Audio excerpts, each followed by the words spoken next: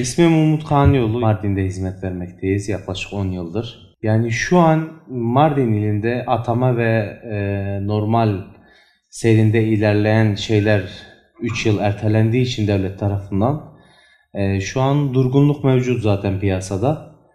Durgunluktan ötürü zaten fiyatlar yavaş yavaş düşüyor, düşüşe geçti. Satlık olarak, kiralık olarak bunlar etkiliyor. Düşmesinin ana nedeni şu an için tayin, atama ve inşaat sektörünün aşırı derece bir zıplama noktasına gelmesidir. Zıplama noktasına gelmesinin büyük nedeni de son zamanlarda yapılan 2+1, 1+1 dairelerin çoğalmasıdır. Kiralık dairelerin artmasını etkiler.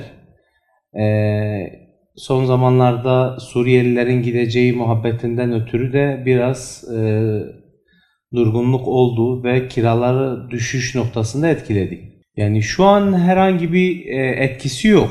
Henüz, yani yeni olduğu için henüz bir etkisi olmadı. Mardin yaklaşık Türkiye'de 14. sıralamada olması lazım, yanlış değilsem 60 bine yakın Suriyeli mülteci yaşıyor. Bunun etkisi ister istemez olacaktır. Sadece Mardin merkez değil, Mardin ilçeleri, Nusaybin, Kızıltepe, birçok ilçede Suriyeli göçmenlerin yaşadığı mevcut zaten. Ondan ötürü şu an için yok ama etkisi olacaktır. Eski yerleşim yerleri, kiralarda düşüşler, 60 bin nüfusun gitmesi, yaklaşık hemen hemen en kötü nüfus hesabı yaparsak 6 bin daireye yakın bir boş kalır yani o şekilde. Yılbaşından sonra devam edeceği öngörümüzdedir. Yani biz de o şekilde düşünüyoruz.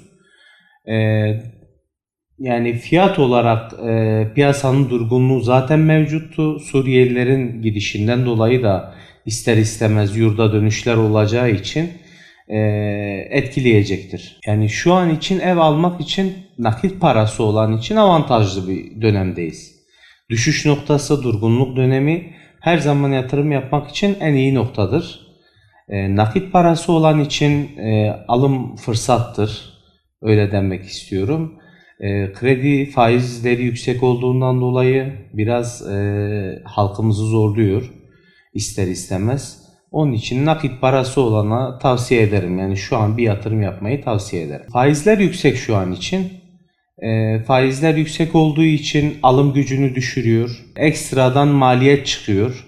Bundan dolayı halkımız tercih etmiyor. Bize yapılan geri dönüşlerde çok nadir. Yani bir yıl içinde yapılan satışlardan 4-5 tanesi krediyle satış gerçekleşiyor.